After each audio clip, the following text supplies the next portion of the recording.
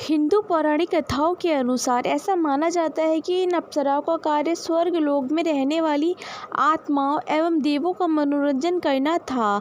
वे उनके लिए नृत्य करती थीं, अपनी खूबसूरती से उन्हें प्रसन्न रखती थीं और ज़रूरत पड़ने पर वासना की पूर्ति भी करती थीं। हिंदू धर्मशास्त्रों के अनुसार अप्सरा देवलोक में रहने वाली अनुपम, अति सुंदर, अनेक कलाओं में दक्ष, तेजस्वी और अलौकिक दिव्य स्त्री है। वेद और पुराणों में उल्लेख मिलता है कि देवी, परी, अप्सरा, यक्षिणी, इंद्राणी, पिशाचिनी आदि कई प्रकार की स्त्रियां हुआ करती थीं। उनमें अप्सराओं को सबसे सुंदर और जादुई शक्ति से संपन्न माना जाता है। अप्सराओं को इस्लाम में हूर कहा गया है। भारतीय पुराणों में यक्षों, गंधर्वों और अप्सराओं का जिक्र आता रहा है। यक्ष, गंधर्व और अप्सराओं देवताओं की इतर श्रेणी में माने गए हैं। कहते हैं कि इंद्र ने 108 ऋचाओं की रचना कर अप्सराओं को प्रकट किया। मंदिरों के कोनों कोनों में आकर्षक मुद्रा में अंकित अप्सराओं की मूर्तियां सुंदर ध्येय यष्टि और भाव भंगिमाओं से ध्यान खींच लेती हैं।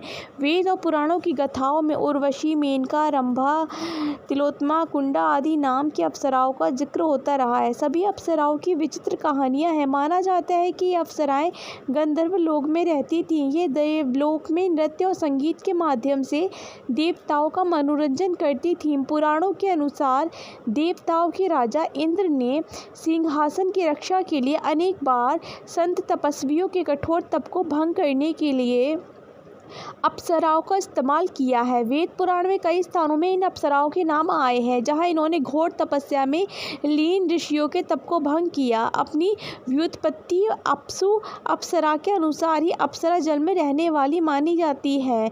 अथर्ववेद तथा यजुर्वेद के अनुसार ये पानी में रहती हैं। अथर्ववेद के अनुसार ये अश्वत्थ तनयोग्र वृक्षों में रहती हैं, जहाँ ये झूलों में झूला करती हैं और इनके मधुर वाद्यों की मीठी ध्वनि सुनी जाती है। ये नाच गान तथा खेल कूद में निरत होकर अपना मनोविनोद करती हैं। अप्सराओं की कोई उम्र निर्धारित नहीं है, ये सभी अजर अमर है। शास्त्रों के अनुसार देवराज इंद्र के स्वर्ग में 11 अप्सराएं प्रमुख सेविका थीं।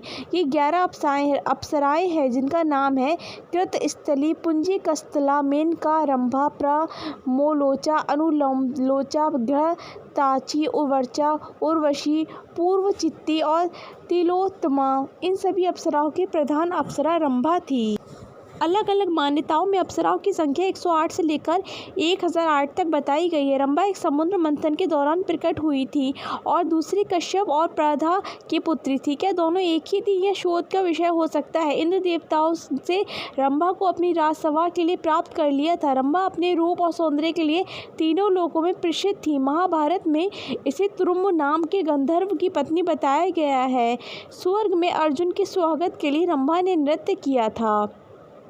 रंभा नाम की अप्सरा कुबेर की सभा में थी। रंभा कुबेर के पुत्र नल कुबेर के साथ पत्नी की तरह रहती थी। रंभा नल कुबेर के संबंध को लेकर रावण ने उपहास उड़ाया था।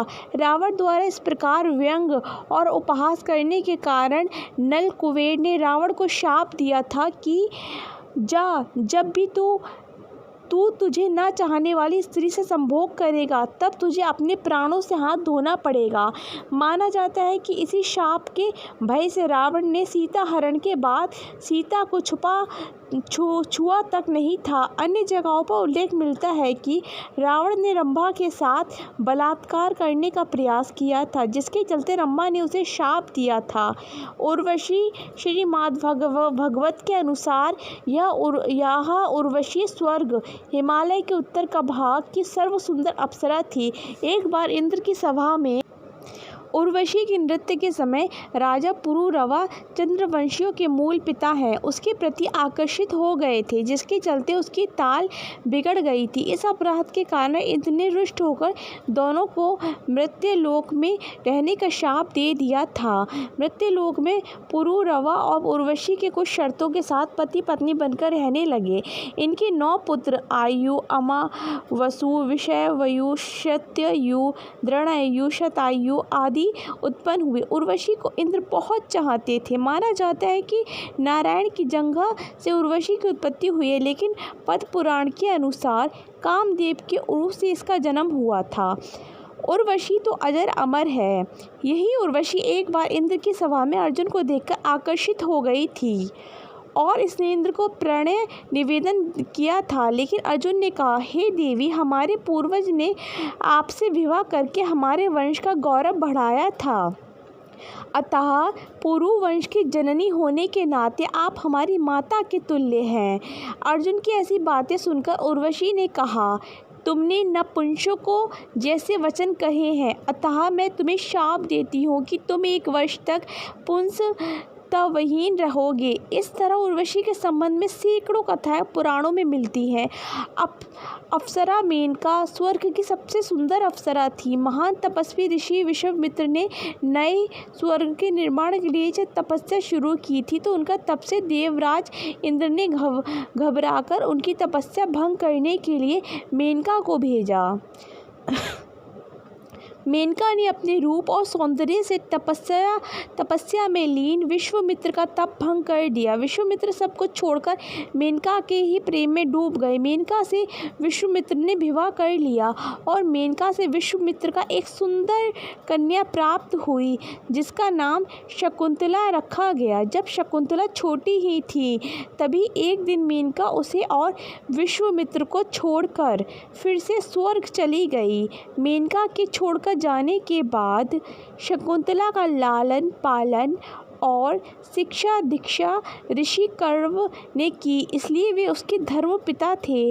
शकुंतला का विवाह राजा दुष्यंत से हुआ। पुरु वंश के राजा दुष्यंत और शकुंतला के पुत्र भरत की गणना महाभारत में वर्णित 16 सर्वश्रेष्ठ राजाओं में होती है। अप्सरा तिलोत्तमा स्वर्ग की परम सुंदर अप्सरा थी। पुराणों के अनुसार इसकी सृष्टि करने के लिए ब्रह्मा जी ने संसार भर की सुंदर वस्तुओं में से तिल तिल भर लिया था। कहा यह भी जाता है कि ब्रह्मा के हवन कुंड से इसका जन्म हुआ था। दुर्वासा ऋषि के शाप से यही तिलोत्तमा बाण की पुत्री हुई थी।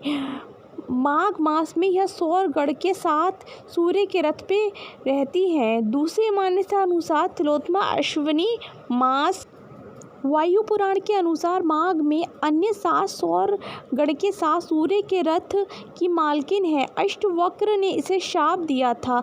कश्यप ऋषि के 2 प्रमुख पुत्र हिरण्यकश्यपु और हिरण्याक्ष थे। हिरण्यकश्यपु के वंश में निकुंभ नामक एक असुर उत्पन्न हुआ था, जिसके सुत और उपसुंद नामक 2 पराक्रमी पुत्र थे। त्रिलोक्य विजय करने के लिए दोनों विंध्याचल पर्वत पर तप करने लगे। जब ब्रह्मा जी प्रसन्न होकर वर देने आए तो इन दोनों ने अब अमृतत्व का वर मांग लिया, लेकिन जब ब्रह्मा ने यह वरदान देने से इनकार कर दिया, तब दोनों भाइयों ने सोचा कि उनमें तो आपस में बहुत प्रेम है और वे कभी भी आपस में नहीं लड़ते हैं और ना लड़ सकते हैं। इसलिए उन्होंने ब्रह्मा जी से कहा कि उन्हें यह वरदान मिले कि एक दूसरे को छोड़कर त्रिलोक में उन्हें कोई भी नहीं मार सके। ब्रह्मा ने कहा, तथास्तु।